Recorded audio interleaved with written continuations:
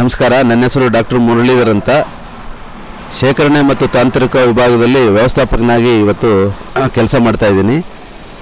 ಇವತ್ತಿನ ದಿವಸ ಸೂಗೂರು ಹಾಲು ಉತ್ಪಾದಕರ ಸಹಕಾರ ಸಂಘದಲ್ಲಿ ಪಶುವೈದ್ಯಕೀಯ ಕಾಲೇಜು, ಪಶುಪಾಲನಾ ಮತ್ತು ಪಶುವೈದ್ಯ ಸೇವಾ ಇಲಾಖೆ, ಶಿವಮೊಗ್ಗ ಹಾಲು ಒಕ್ಕೂಟ ಹಾಗೂ ಹಾಲು ಉತ್ಪಾದಕ ಸಹಕಾರ ಸಂಘ ಸೂಗೂರು ಈ ಒಂದು ಸಂಯುಕ್ತ ಆಶ್ರಯದಲ್ಲಿ ಬರಡು ರಾಸುಗಳ ತಪಾಸಣಾ ಶಿಬಿರ ಹಾಗೂ ಹಸು ಕರುಗಳ ಮಣಕಗಳ ಪ್ರದರ್ಶನ ಬಹುಮಾನ ಇವತ್ತು ಏರ್ಪಡಿಸಿದ್ದೀವಿ.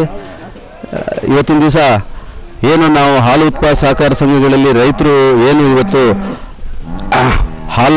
ಹಾಲನ್ನೇ ಇವತ್ತು ಉತ್ಪಾದಿಸಿ ಅವರು ಆರ್ಥಿಕವಾಗಿ ಮುನ್ನಡೀತಾರೋ, ಈ ನಿಟ್ಟಿನಲ್ಲಿ ರಾಸುಗಳ ಆರೋಗ್ಯ ಬಹಳ ಇಂಪಾರ್ಟೆಂಟು. ಈ ನಿಟ್ಟಿನಲ್ಲಿ ಕಾಲೇಜಿನವರು ಇವತ್ತು ಪಶುವೈದ್ಯ ಕಾಲೇಜಿನವರು ಇವತ್ತು ಬರಡು ರಾಸುಗಳಿಗೆ ತಪಾಸಣಾ ಶಿಬಿರ ಏರ್ಪಡಿಸ್ತಾ ಇದ್ದಾರೆ. ಇಲ್ಲಿ ಬಹಳ ಇಂಪಾರ್ಟೆಂಟ್ ಅಂದರೆ ಬರಡು ರಾಸುಗಳು ಇವತ್ತು ರೈತರಿಗೆ ಯಾವುದೇ ಒಂದು ಸಹಕಾರ ಸಂಘದಲ್ಲಿ ಅದು ರಾಸುಗಳು ಬರಡಾಗಿದ್ದರೆ ಅದು ಅವನಿಗೆ ಪ್ರಯೋಜನ ಆಗೋದಿಲ್ಲ. ಈ ನಿಟ್ಟಿನಲ್ಲಿ ಒಂದು ವರ್ಷಕ್ಕೊಂದು ಕರುಗಳನ್ನು ಪಡೆಯಬೇಕು ಅಂಥೇಳಿ ಆದರೆ ಮಾತ್ರ ಅವನಿಗೆ ಇವತ್ತು ಆರ್ಥಿಕವಾಗಿ ಅವನು ಮುಂದೆ ಬರ್ಬೋದು. ಈ ನಿಟ್ಟಿನಲ್ಲಿ ಕಾಲೇಜಿನವರು ಎಲ್ಲ ಸಂಘದಲ್ಲೂ ಇವತ್ತು ಈ ಒಂದು ಬರಡು ರಾಸುಗಳ ತಪಾಸಣಾ ಶಿಬಿರ ಏನ್ಬಿಟ್ಟು ರಾಸುಗಳನ್ನು ಚಿಕಿತ್ಸೆ ಕೊಡೋದು.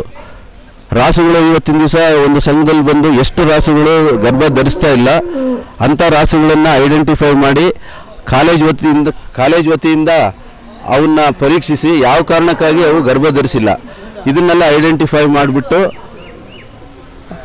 ಆ ರಾಸುಗಳು ಗರ್ಭ ಧರಿಸುವವರಿಗೂ ಇವತ್ತು ಅವರು ಫಾಲೋ ಅಪ್ ಮಾಡಿ ಇವತ್ತು ಅದನ್ನು ಇದು ಮಾಡ್ತಾರೆ. ಹೆಚ್ಚು ಕಮ್ಮಿ ಅವರು ಮಾಡಿದಂಥ ಎಲ್ಲ ಸಂಘಗಳಲ್ಲೂ ಈಗೇನು ಶಿವಮೊಗ್ಗ ಜಿಲ್ಲೆ, ಶಿವಮೊಗ್ಗ, ದಾವಣಗೆರೆ, ಚಿತ್ರದುರ್ಗ ಎಲ್ಲಿ ಅವರು ಈ ಕಾರ್ಯಕ್ರಮವನ್ನು ಹಮ್ಮಿಕೊಂಡಿದ್ದಾರೋ ಎಲ್ಲ ಕಡೆನೂ ಸಕ್ಸಸ್ ಆಗಿದೆ. ಹೆಚ್ಚು ಕಮ್ಮಿ 98% ರಾಸುಗಳು ಗರ್ಭ ಧರಿಸಿದ್ದಾವೆ.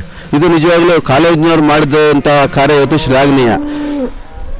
ಈ ಥರದಲ್ಲಿ ಅವರು ನಮ್ಮ ಕೇಂದ್ರ ಸರ್ಕಾರದಲ್ಲಿ ಇವತ್ತಿನ ದಿವಸ ರೈತರಿಗೆ ಇನ್ಕಮ್ ಡಬಲ್ ಆಗಬೇಕು ಅಂತ ಇದೆ. ಆದ್ದರಿಂದ ಇವತ್ತು ರೈತರಿಗೆ ಏನು ಹಾಲು ಉತ್ಪಾದನೆ ಅಂತ ಏನಾಗ್ತಾ ಇದೆಯೋ ಅದು ನಿರಂತರವಾಗಿ ಅವನಿಗೆ ಇದ್ರೂ ಮಾತ್ರ ಅವನು ಈ ಒಂದು ಹೈನೋದ್ಯಮ ಮಾಡ್ತಾನೆ. ಈ ಥರದಲ್ಲಿ ರಾಸುಗಳ ಬರಡು ರಾಸುಗಳ ಏನಾದರೂ ಅದನ್ನು ಚಿಕಿತ್ಸೆ ಕೊಡಿಸಿ ಗರ್ಭ ಧರಿಸಿ ವರ್ಷಕ್ಕೊಂದು ಕರು ಪಡೆದಿದ್ದೆ ಆದರೆ ಅವನಿಗೆ ನಿಜವಾಗಲೂ ಈ ಏನು ಕೇಂದ್ರ ಸರ್ಕಾರದ ಯೋಜನೆ ಇದೆ ರೈತರ ಡಬ್ಲಿಂಗ್ ದಿ ಇನ್ಕಮ್ ಅಂತ ಏನು ಹೇಳ್ತಾರೋ ಅದು ನಿಜವಾಗ್ಲೂ ಸಕ್ಸಸ್ ಆಗುತ್ತೆ. ಈ ನಿಟ್ಟಿನಲ್ಲಿ ಕಾಲೇಜಿನವರು ಸಾಕಷ್ಟು ಕಾರ್ಯಕ್ರಮ ಹಾಕ್ತಾ ಇದ್ದಾರೆ. ಎಲ್ಲ ಸಂಘಗಳಲ್ಲೂ ರಾಸುಗಳಿಗೆ ಈ ಹಸು ಕರುಗಳ ಪ್ರದರ್ಶನ ಯಾಕೆ ಮಾಡ್ತಾ ಇದ್ದೀವಿ ಅಂತಂದರೆ ಇಲ್ಲಿ ಉತ್ತಮ ರಾಸುಗಳನ್ನು ಮತ್ತು ಕರುಗಳನ್ನು ಮತ್ತು ಇವನ್ನೆಲ್ಲವನ್ನು ಚೆನ್ನಾಗಿ ಚೆನ್ನಾಗಿ ಕಾಪಾಡಿಕೊಂಡ್ರೆ ಮಾತ್ರ ನಮಗೆ ಇವತ್ತು ಒಳ್ಳೆ ಹಾಲು ಉತ್ಪಾದನೆ ಚೆನ್ನಾಗುತ್ತೆ. ಈ ನಿಟ್ಟಿನಲ್ಲಿ ಅವರು ರಾಸುಗಳಿಗೆ ಮೂಲಭೂತ ಏನು ಬೇಕೋ ಖನಿಜ ಲವಣ ಮಿಶ್ರಣ ಮತ್ತು ರಾಸುಗಳಿಗೆ ಏನು ಜಂತು ನಿವಾರಣಾ ಔಷಧಿ ಇವೆಲ್ಲವೂ ಸಹ ಇವತ್ತು ಕಾಲೇಜು ವತಿಯಿಂದ, ಪಶುಪಾಲನಾ ಇಲಾಖೆ ವತಿಯಿಂದ, ಒಕ್ಕೂಟದ ವತಿಯಿಂದ ಸಾಕಷ್ಟು ಅವರಿಗೆ ಅದನ್ನು ನೀಡಿಬಿಟ್ಟು ಈ ಒಂದು ಕಾರ್ಯಕ್ರಮವನ್ನು ಮಾಡ್ತಾ ಇದ್ದಾರೆ. ಈ ಥರದಲ್ಲಿ ಒಕ್ಕೂಟವೂ ಸಹ ಇವತ್ತು 3 ಜಿಲ್ಲೆ ಒಕ್ಕೂಟದಲ್ಲಿ ಇವತ್ತು ನಾವು 4,98,000 ಲೀಟ್ರ್ ಹಾಲು ಉತ್ಪಾದನೆ ಆಗ್ತಾ ಇದೆ. ಈಗ ನಾವು ಗುಣಮಟ್ಟದ ಹಾಲನ್ನು ಈ ಸಮಯದಲ್ಲಿ ನಾವು ಏನು ರೈತರಿಂದ ಪಡೆಯಬೇಕಾಗಿದೆ.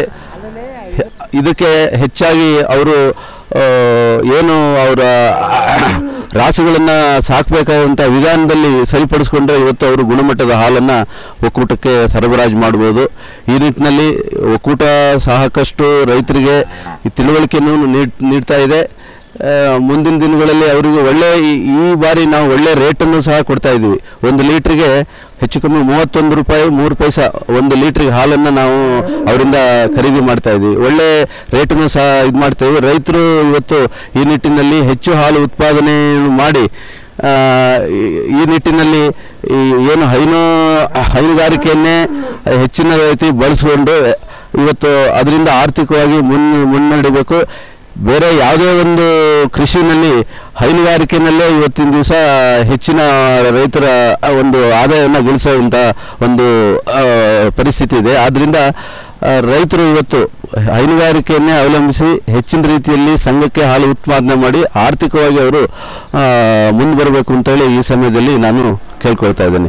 ವಿಶೇಷವಾಗಿ ಪಶುವೈದ್ಯಕೀಯ ಕಾಲೇಜು, ಪಶುಪಾಲನಾ ಇಲಾಖೆ ಮತ್ತು